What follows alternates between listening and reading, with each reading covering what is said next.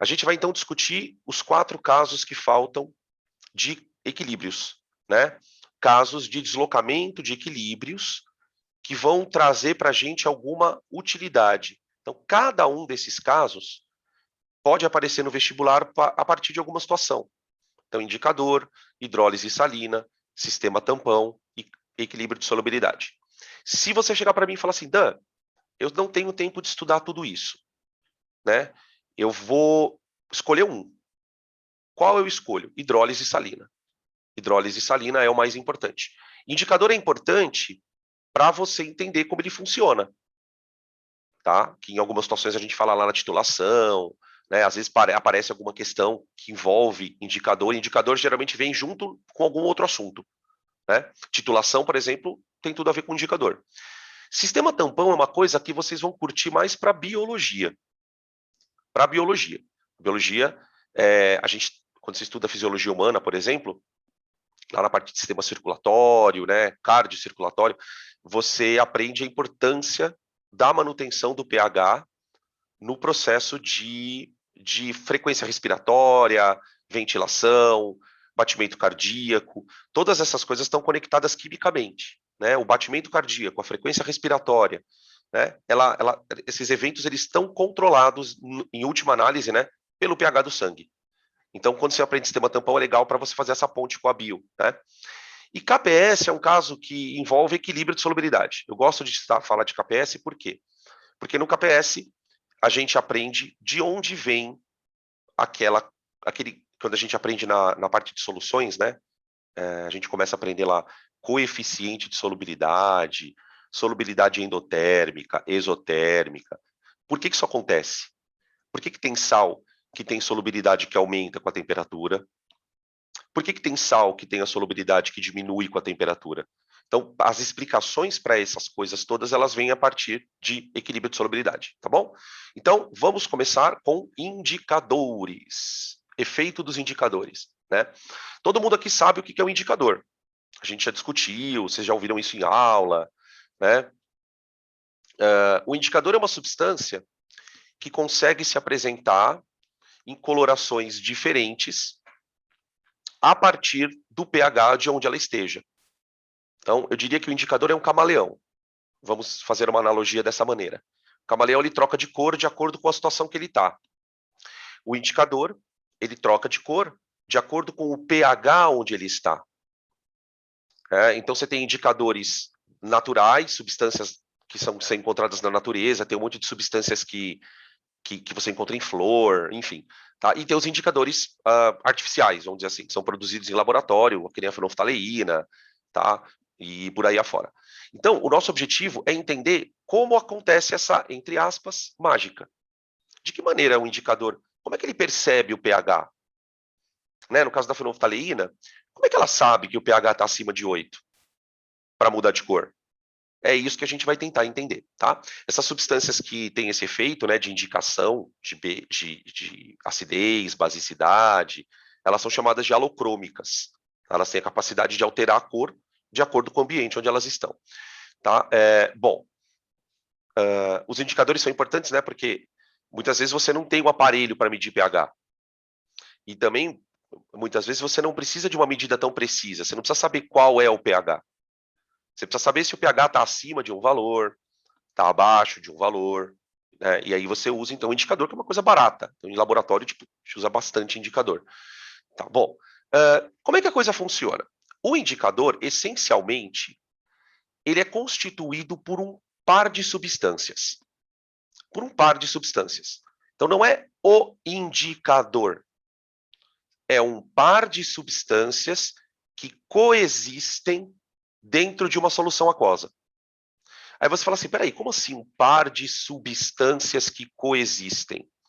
Vamos imaginar um ácido fraco, que eu vou representar aqui no slide, gente, como H-IN. H-IN. Como assim H-IN, professor? H-IN é um ácido. Por que você está chamando ele de IN? Porque ele é um indicador. Ah, então você está querendo dizer que o indicador é um ácido fraco. Isso. O indicador é um ácido fraco. Muito bem. Esse ácido fraco é colocado em água. Tá? Então, lembre-se que ele é fraco. Então, eu vou colocar ele em água, e aí vai rolar a nossa querida reação ácido-base Bronsted-Lowry. A reação ácido-base Bronsted-Lowry é aquela onde uma espécie do H+ para outra.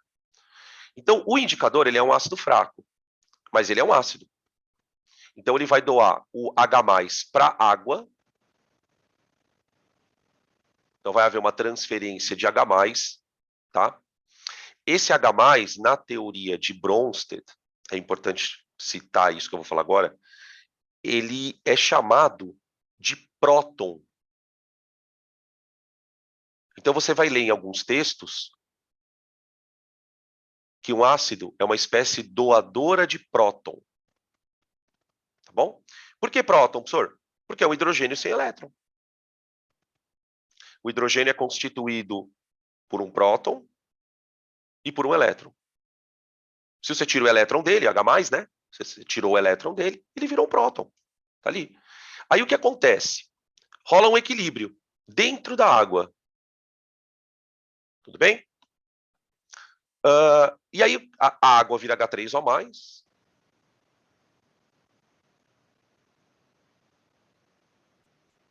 A água vira H3O+. E o indicador ioniza. O indicador ioniza. Ele vai virar In-. Esse In- é aquilo que o Bronsted chama, porque o indicador, ele é um ácido. Ele é um ácido de Bronsted, doador de próton. Certo? Quando ele doa o próton, ele se torna In-. O In- eu vou chamar de base conjugada.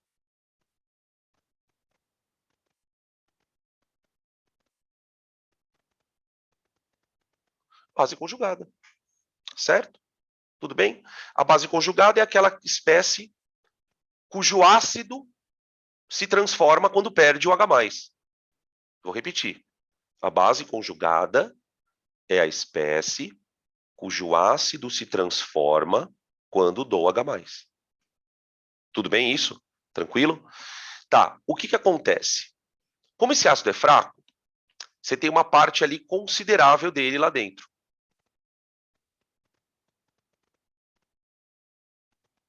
E também tem uma parte do In-. Só que como isso é um equilíbrio, esse equilíbrio pode ser deslocado ou para a direita ou para a esquerda. Dependendo das circunstâncias em que você vai determinar isso. Tá? Agora, onde que está o negócio do indicar? Né? Por que indicar? Porque quando essa reação acontece, ocorre uma mudança de cor. Por exemplo, vamos fazer de conta, é um fazer de conta, tá? Que o meu ácido H- ele é amarelo. Ele é amarelo. E vamos supor que a minha base conjugada seja azul.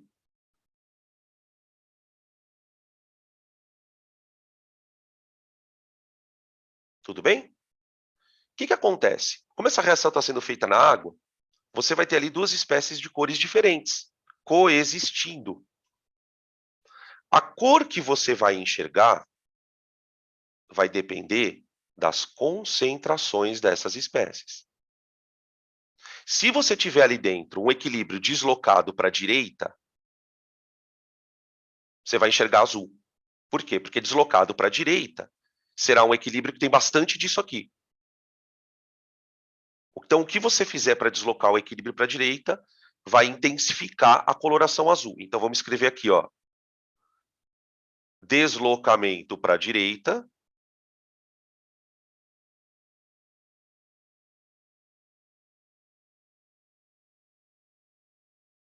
vai acabar aumentando a concentração da base conjugada. Aí você fala assim, puta, mas como é que eu faço isso? Simples. Altera o pH, altera a concentração de H+. Se você conseguir alterar a concentração de H+, aqui, ó, você consegue deslocar o equilíbrio para a direita. Daqui a pouco a gente discute mais, tá? Tá, e se eu deslocar o equilíbrio para a esquerda? Bom, se você desloca o equilíbrio para a esquerda, deslocamento para x-esquerda. Se eu deslocar para a esquerda, eu aumento a concentração do H da espécie ácida. E aí eu enxergo amarelo. É claro que você tem situações em que as concentrações são muito parecidas, que você vai ter uma coloração intermediária. Então, por exemplo, você tem indicador que pode ter 3 cores. Então, você tem amarelo, verde e azul. Ou como a fenolftaleína, que é incolor, rosa. É basicamente essa a ideia. Deu para entender? Então, aí você fala assim, mas professor, por que o indicador tem que ser um ácido fraco? Por quê?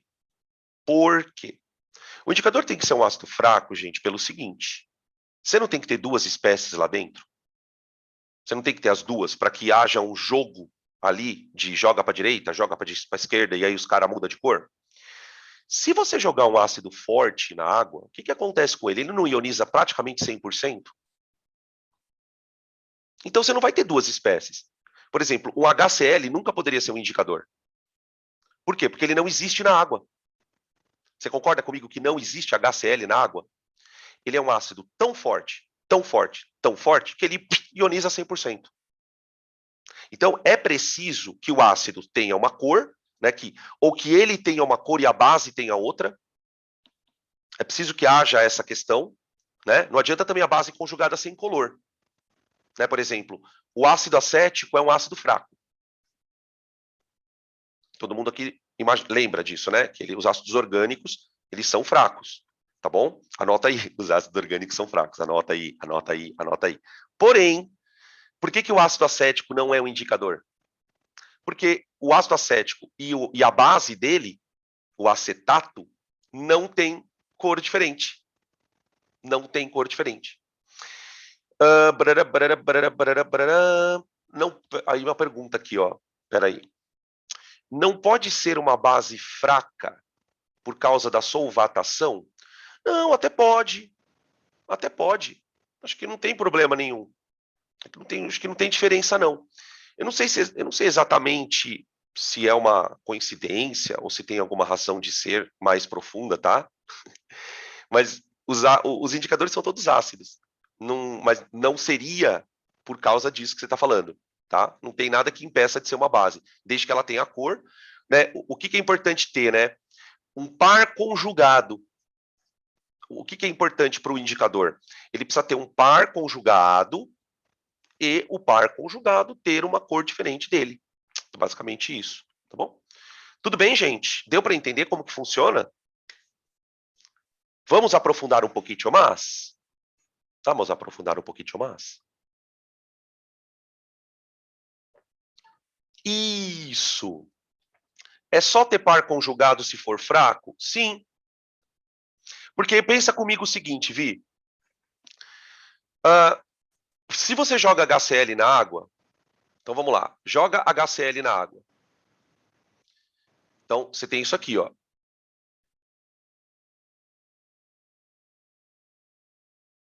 Tudo bem? Olha lá. Aí você pergunta para mim assim, ó, esse cara é o ácido. Esse cara é o cloreto, que é a base de Bronsted. É a base conjugada. Só que você pergunta para mim assim, existe os dois na água? Não. Na água, não. Você não consegue fazer os dois coexistirem ali dentro. Isto e isto.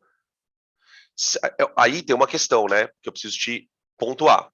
Se num vestibular aparecer uma reação dessa e perguntarem, isso é um par conjugado? A resposta é sim, é um par conjugado, né? Ele tem um par conjugado, porém eles não existem na água, né? Então, respondendo a tua pergunta, só tem par conjugado se for fraco? Na água, sim. Existe lá o par conjugado dele, mas na água não tem como isso acontecer, tá bom? Por exemplo, isso aqui ioniza tanto que eu posso até fazer isso aqui, ó. Ó. Tira isso aqui e faz isso, ó. Tchau. Pronto. Esse é o jeito mais correto até de representar. Ah, mas não é um equilíbrio, Dan. Nesse caso, puta, não é, cara. Ele vai ionizando. Ele vai ionizando. Joga, ele ioniza. Joga, ele ioniza. Tá bom? Vamos continuar, então. Vamos trocar aqui o slide. Ó. Aqui tem um exemplo do... Dan, Oi, pode falar. só mais uma dúvida. Manda ver. Tô falando baixo porque tem gente dormindo aqui. Tá bom. Então a cor original do indicador é a cor do ácido mesmo, né? Do ácido fálico. Então, é um pouco mais complicado que isso. É um pouco mais complicado que isso, porque a cor, a gente vai descobrir, na verdade, que não existe uma cor original. Aí é que tá. Mas Dan, a fenolftaleína é incolor? Ela é incolor em um certo pH. Eu posso ter fenolftaleína rosa, lilás, em outro pH. A questão é que existe uma relação entre a cor e o pH. Essa relação é matemática. Então, tipo assim, se eu tiver pH tal, qual é a cor predominante? Essa é a ideia. Se eu tiver um pH tal, qual vai ser a cor predominante? Por exemplo, no caso da fenolftaleína, a gente tem aqui, ó, de 8,3 a 10, eu tenho o que a gente vai chamar de faixa de viragem, que é a faixa onde o indicador está trocando. Tá? O que é essa faixa de viragem? É quando as concentrações do ácido e da base estão aproximadamente iguais. Então você vai ver um rosinha meio clarinho, tipo rosa Danilo. Tipo rosa Danilo, aqui, ó. Rosa Danilo, bem clarinho, tá? Agora, se você começar a deslocar o equilíbrio muito para a direita, o que começa a acontecer aqui, ó? Aumenta pra caçamba isso aqui, ó. Olha a base conjugada aqui, ó. Tá vendo a base conjugada? Peraí, deixa eu pegar o laser. Ó. Olha a base conjugas. Tá? Geralmente, quando você enxerga a cor predominante, aqui, ó, é que esse cara está 10 vezes mais concentrado do que o outro. Quando você enxerga a cor predominante. A diferença geralmente está umas 10 vezes já. O equilíbrio está tão deslocado para a direita que você tem uma diferença já de 10 vezes, para mais. Né? E aqui é o contrário. Né? Uma coisa que é intrigante nessa história toda é por que ela troca de cor nesse pH? Todo indicador tem uma faixa de viragem. Todo indicador tem. A fenolftaleína vira em 8,2, o azul de bromotimol vira em 6,7. Por que isso acontece? A gente vai tentar discutir isso aqui também, tá? Beleza? Então, respondendo objetivamente a tua pergunta, então a cor do indicador é devido ao ácido? Olha, você pode ter um equilíbrio, você vai ter uma situação em que o ácido vai estar predominante. Geralmente o ácido está predominante em pHs baixos. A gente vai discutir por quê. Aí tudo bem. Agora, eu posso ter uma cor do indicador que é a base predominante. Aí em pHs mais altos, em valores de pH mais altos, né? Tá bom? Beleza? Bom, deixa eu só ver uma coisa aqui.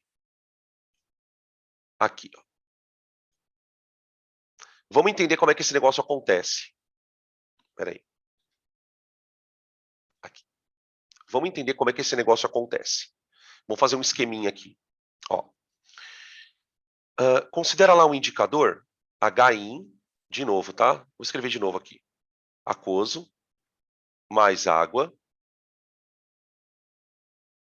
líquida, vai e volta, H3O mais, AQ, mais, IN menos. Tá, beleza. Bom, esse é o equilíbrio. O que acontece quando eu adiciono um ácido? Então, eu vou adicionar um ácido tipo HCl.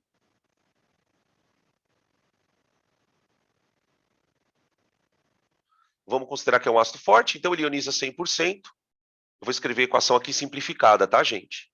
Vocês sabem que a gente pode escrever equação de ionização de ácido de jeitos diferentes, né? Ó.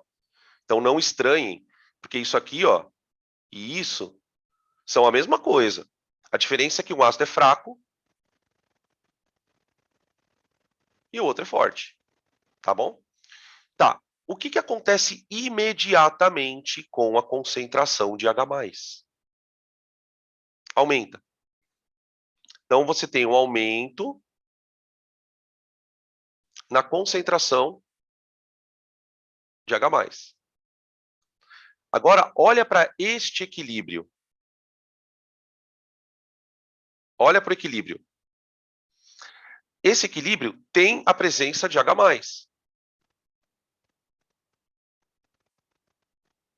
Certo?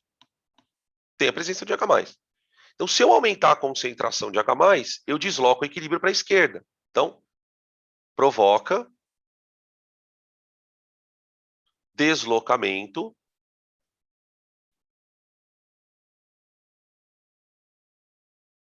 para esquerda.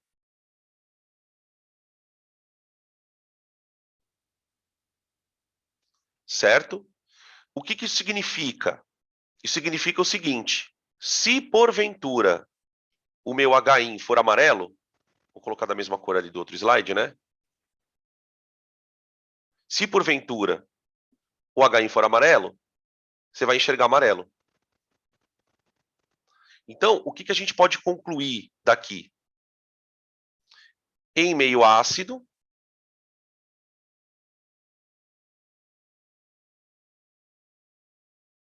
você tem predomínio da espécie HI. Predomínio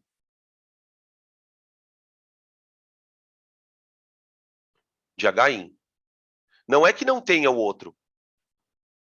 Quanto mais você deslocar o equilíbrio, então, quanto mais ácido tiver o meio, quanto maior a concentração de H+ ali dentro, mais você força o equilíbrio para a esquerda. Entendeu? Tá? Bom, quando eu adiciono uma base, vamos adicionar uma base forte.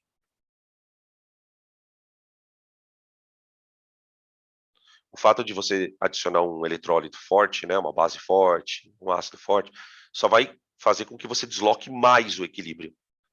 Se você colocar um ácido mais fraco, ele desloca mais menos, tá? Porque ele libera menos H+. O que a gente tem sempre que ter em mente? Que o que determina o deslocamento é a concentração de H+ ali.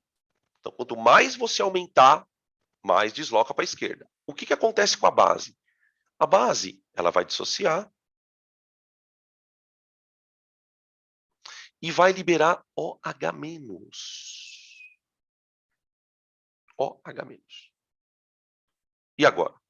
Bom, quando a base libera OH-, o que o OH- faz? Ele consome íons H+.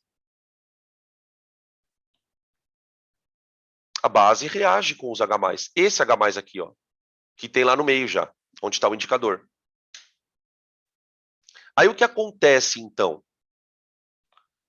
A concentração de... Peraí. Opa. A concentração de H+ diminui. Lembra o princípio de Le Chatelier. Tudo que você faz para deslocar um equilíbrio, o equilíbrio trabalha no sentido de compensar a ação que você fez. Então, se você está tirando H+ do sistema, o teu equilíbrio vai trabalhar para repor o H+. Vai repor, certo? Então, o equilíbrio desloca para a direita. Provoca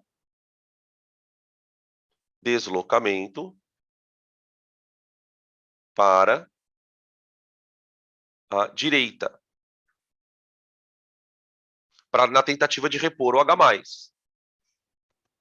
Só que aí que está a situação, né, gente? Por quê? Na medida em que o equilíbrio repõe o H+, o que ele acaba produzindo junto? A base conjugada. A base conjugada. Deu para entender? Então, a conclusão que a gente chega é que quanto mais alcalino for o meio, ou seja, quanto menos H+ estiver no meio, mais deslocado para a direita vai estar o equilíbrio. Então, mais você enxerga a cor da base. E isso, para a fenolftaleína, só vai acontecer lá para o pH 10, 9, 10. Para você conseguir enxergar a base conjugada, pH tem que estar muito alto na fenolftaleína. O que isso significa, Dan? Que a fenolftaleína é um ácido bem fraco.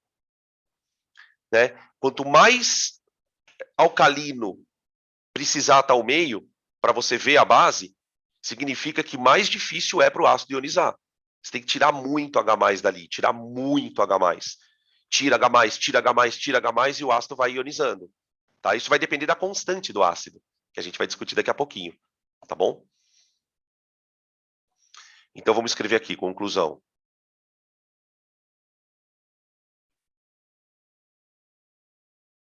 Em meio alcalino,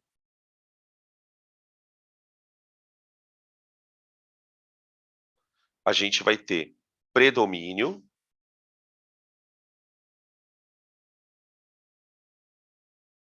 de In-. Tá bom? Predomínio de In-. Quanto mais tiver alcalino no meio, mais base conjugada você terá. Tá bom? Deu para entender, gente? Perguntas?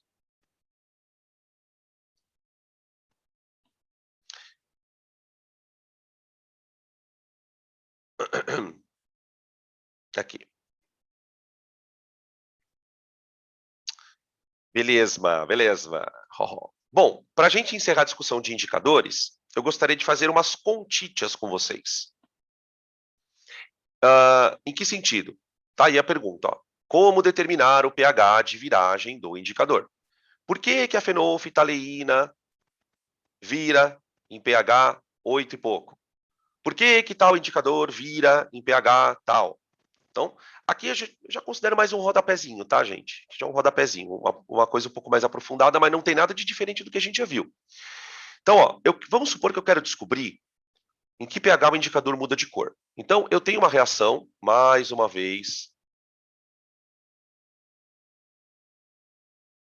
É a última, tá? Eu prometo. H3O+. Mais. In-. Tá. Vamos supor que esse... Porque como ele é um ácido fraco, o indicador é um ácido fraco, né? Ele tem uma constante de acidez. Tá bom? Eu vou chutar uma constante de acidez aqui, tudo bem? Vocês vão me permitir? A constante de acidez do ácido faz de conta que é 10 elevado a menos 6. Pronto. 10 elevado a menos 6. Tá bom? Muito bem. Quero saber qual é o pH de viragem. Bom, o que a gente considera que é o pH de viragem? A viragem, ela vai acontecer, o momento exato da viragem é o momento onde a concentração de H for igual a de In-, que é exatamente... Quando você olhar no indicador, você vai enxergar exatamente a cor intermediária entre os dois. Essa cor intermediária ela é atingida nessa circunstância, tudo bem? Tranquilo? Então, olha que simples que é para calcular o pH da criança de viragem. Olha só, a constante desse indicador, ela vai ser concentração de produto. Por isso que eu falei, a primeira aula de constante ela é crucial.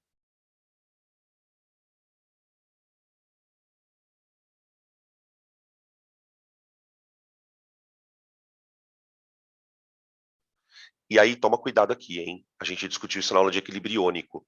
Aqui embaixo a água não entra. Aqui só vai entrar o HI.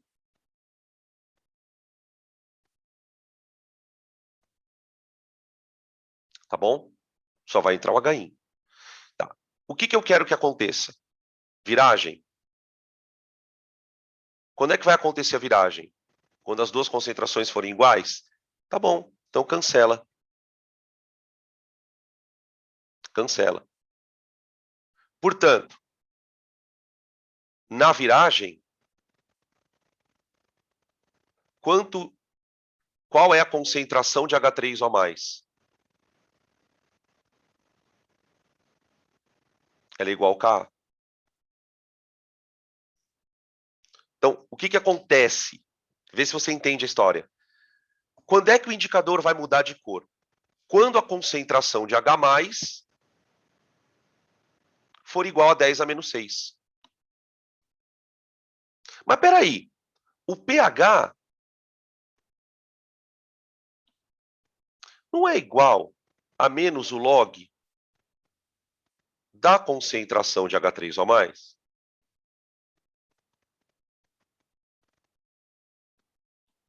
Concorda comigo?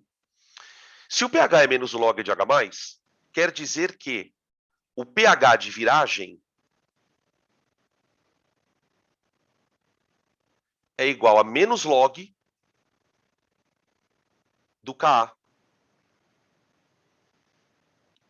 O pH de viragem de qualquer indicador é menos o log do Ka. Então, no nosso caso, qual é o pH de viragem do nosso indicador aqui?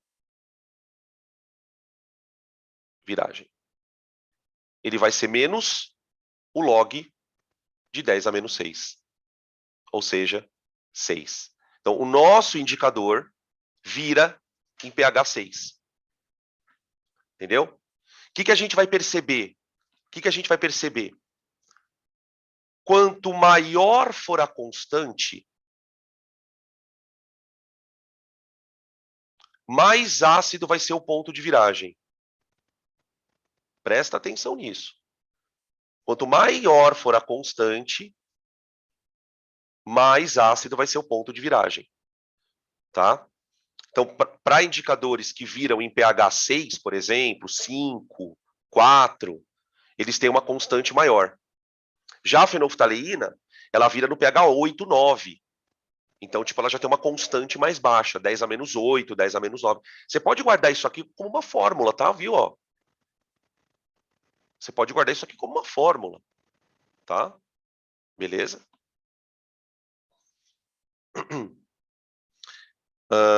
Olha essa pergunta aqui, cara, que coisa bem interessante. Olha essa pergunta.